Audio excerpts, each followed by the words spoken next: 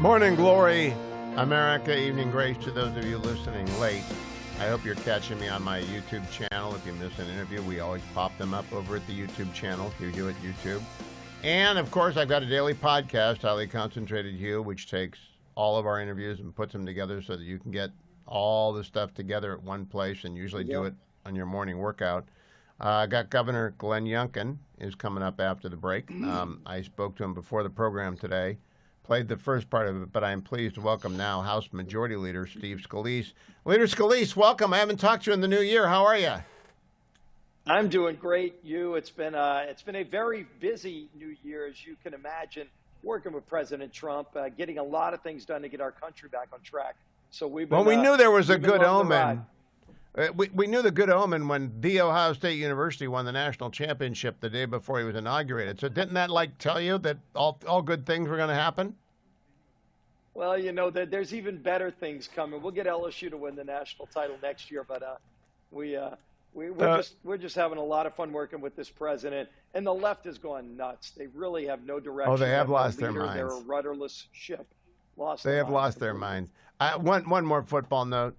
Leader, I would love Mason Taylor, your tight end, to be in a Browns uniform. He's ranked about 77 on the board. It's possible it could happen. We're not going to get Will Campbell because we've got to take Shedeur Sanders, but I do think we might have an LSU Tiger split opposite David Njoku. I'm Mason's looking forward to that. Mason's a great guy. Yeah, he's a great guy. So, all right, now, Leader, you guys did the impossible. You passed a budget. And I mean, nobody believed you were going to get that done. My hat is off to you. Can we please get it finished? We have to. You know, we passed it about a month ago, and the Senate's been sitting on it, so we're pushing the Senate. You know, it's time to get moving because the president, we talked to him yesterday in the Oval Office about one big, beautiful bill. And what we need to do, I mean, you want to get tax policy locked in and prevent a massive tax hike. You want to get better energy policy, fund border security and deportations of criminals.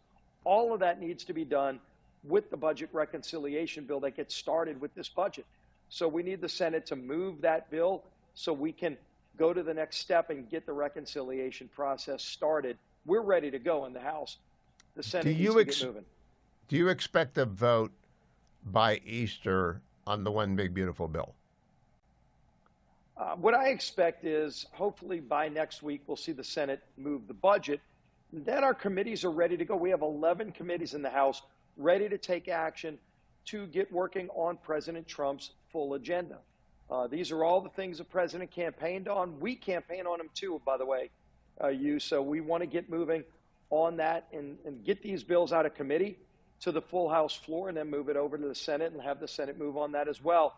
I'd like to have it done by summer, because you're going to see this economy take off like nothing we've seen before, even bigger than what we saw back in 2017 when we passed the Tax Cuts and Jobs Act.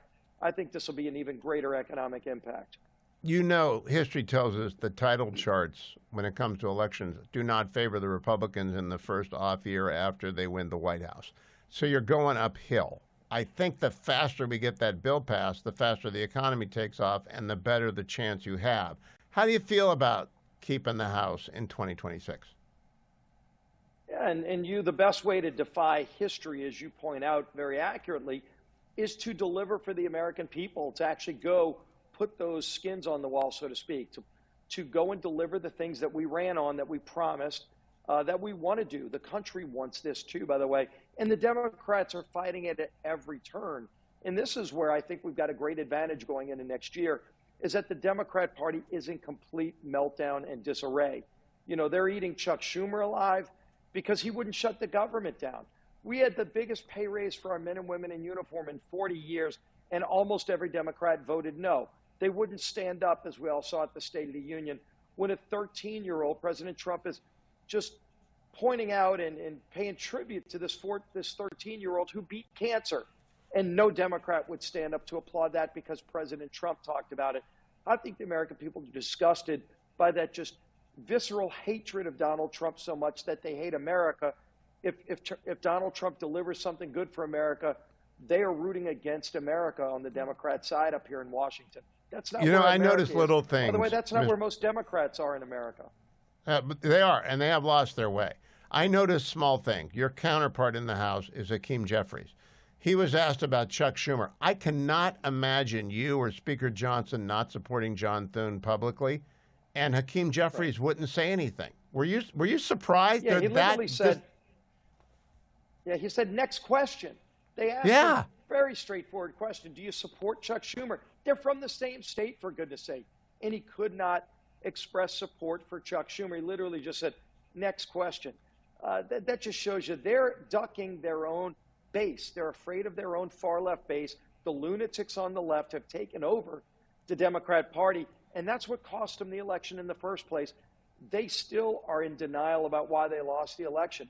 And by the way, why Donald Trump was able to get and reach into so many different pockets of the Democrat Party, the working class, those old Reagan Democrats voted for Donald Trump. You saw more African-American men, Hispanics, voting for Donald Trump. So the old Democrat Party base has left the Democrat Party. The only people in Washington that don't know that are Democrats here in Washington. Majority Leader, I got a couple of specifics to ask you. I, of course, am self-interested. I love the AM radio in every vehicle act. I also like it because we had fires in California where people needed the emergency broadcast system. Do you expect that to come around this Congress again? I think it will happen this Congress, yes. Okay.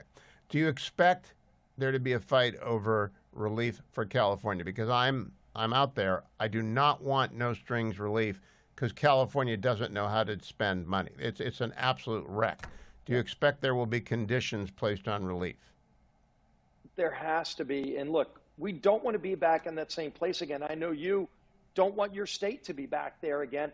And yet Gavin Newsom and the radicals on the left put policies in place that favor a fish that nobody can even pick out of a lineup over people, actual people whose communities burned down.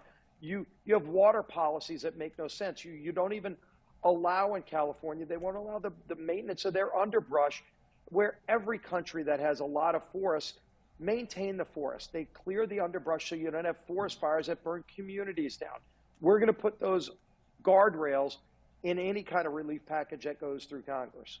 That's a relief to me because I know what you're going to hear. You're going to hear, oh, Steve Scalise got money for New Orleans after Katrina, and Ron DeSantis got money for Florida after that, and But in fact, those states work well. They know how to use the money. California just goes away. It vanishes into the ground. And by the way, when we got the money, when the country came together, rightfully so, and helped the people of South Louisiana after Hurricane Katrina, they also required that we build better levees so that we don't have that kind of wide-scale flooding again. So the idea of just giving money blindly has never been the case. Louisiana got the money, but was required to actually rebuild the levees in a way where we won't have that same thing happen again. Why would we allow California to maintain the policies that would allow communities to burn down again, just like they did? The people in those communities don't want it, by the way. Gavin Newsom won't even address the needs of his own people. So the people of Washington will say, look, we're going to help communities rebuild, but we're also going to fix the problems that cause these wildfires so communities don't burn down again. All right, last question, Mr. Leader. I had Doug Burgum on last week, and he spent a lot of time talking about liquefied natural gas. We've got places to send it out of. That's big for your state. Are we ready to really scale that so that we become the dominant exporter of liquefied natural gas in the world, and we never give up that position? We are, and in fact, Secretary Burgum went down to my district just a few weeks ago, looked at the largest LNG export facility being built in the world, over $24 billion facility at the mouth of the Mississippi River. They were waiting on another permit to build another one just like it next door. They had everything in place, including the private financing, and yet Biden put the freeze on LNG exports. President Trump, in his first week in office, got the permit approved so that now they're starting construction of yet another LNG export facility there. We're seeing it all around the country. It's going to lower costs for families here in the United States, but what it's really going to do is also undermine Russia.